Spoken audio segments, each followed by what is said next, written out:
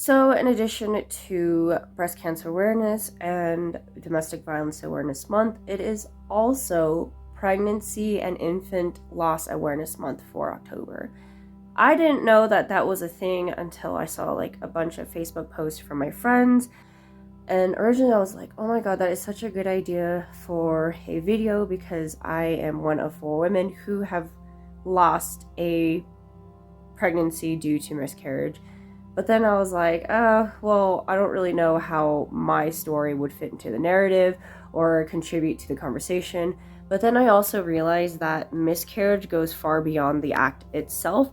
It also deals with taking care of the person or the family who pretty much lost an infant or a pregnancy that they really wanted. My story started in 2020.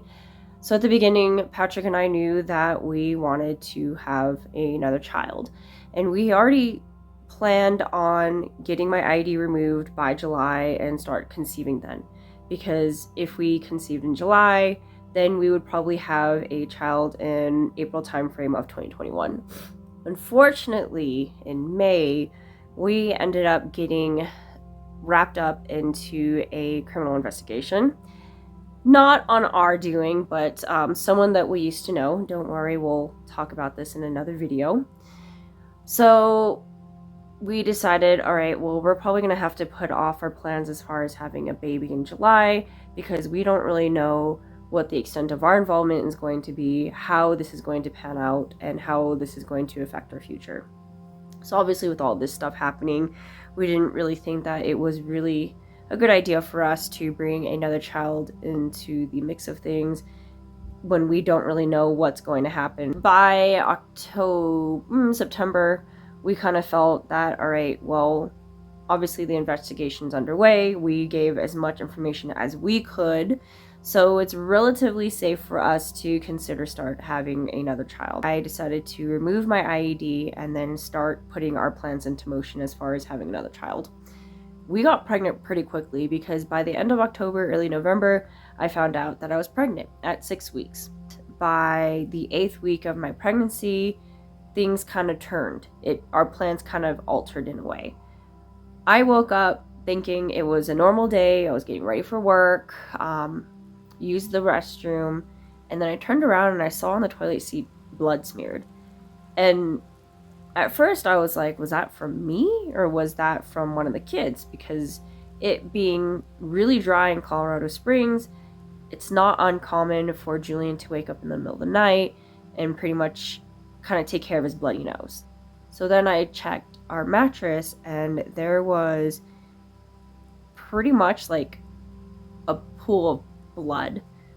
Like it was like a pretty significant puddle of blood on our mattress. And I knew with what was on the mattress what that meant, but I didn't really want to acknowledge that until it was confirmed through tests and everything like that. I intentionally went to a civilian ER because I didn't want my coworkers to know that I was having a miscarriage before I did.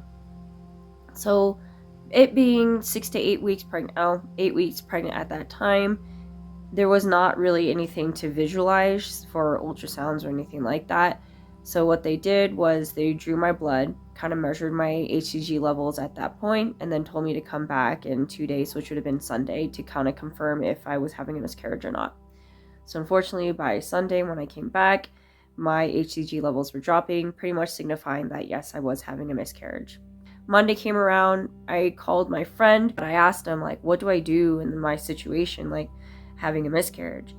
And he said, well, follow up with your OB and hopefully they can kind of give you some information that way. When I called OB, I pretty much told him like, hey, I'm having a miscarriage. I need to cancel my appointment. Is there anything else that I need to do? And the person that answered the phone said, no, don't worry about it. We'll go ahead and put it in the system that you're canceling your appointment. And that's basically all you need to do.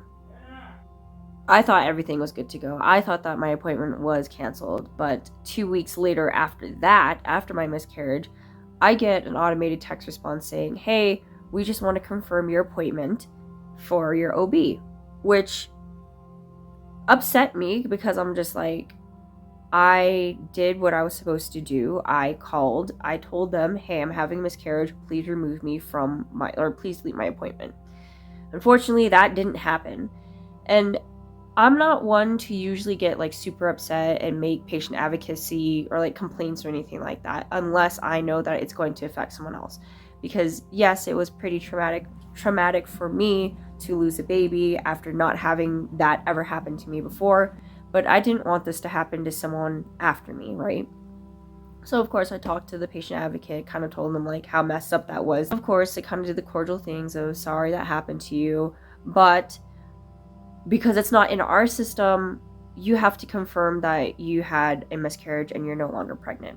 Otherwise, if I didn't confirm it with the military, then basically they're just going to think that I'm pregnant, which is like a huge slap in my face. Like, I already spent 2 weeks prior to this coming to terms that I'm not pregnant and I'm going to have to restart again, only for you to tell me that my ER labs that were done off base does not count. After confirming that we indeed had a miscarriage and I was indeed not pregnant anymore, I was advised to probably take it easy. Don't try to conceive until like a couple months later. But luckily, we got pregnant again pretty quickly, which kind of scared us because we didn't want to have another miscarriage on top of a miscarriage. But thankfully we didn't. Me sharing my story pretty much just proves that just because a woman has a miscarriage does not exactly mean that once miscarriage is complete and done with, she's good to go. Like, there's a lot of careful attention to make sure that she's taken care of, because a lot of feelings and emotions kind of go into this, especially with a loss. It doesn't even matter if it was 6 weeks, if it was long term or whatever. Like, no matter any phase of the pregnancy is pretty traumatic in a way. Please leave a comment below. Like this if this resonated with you as well, and hopefully this helps more with awareness as far as miscarriages and pregnancy loss.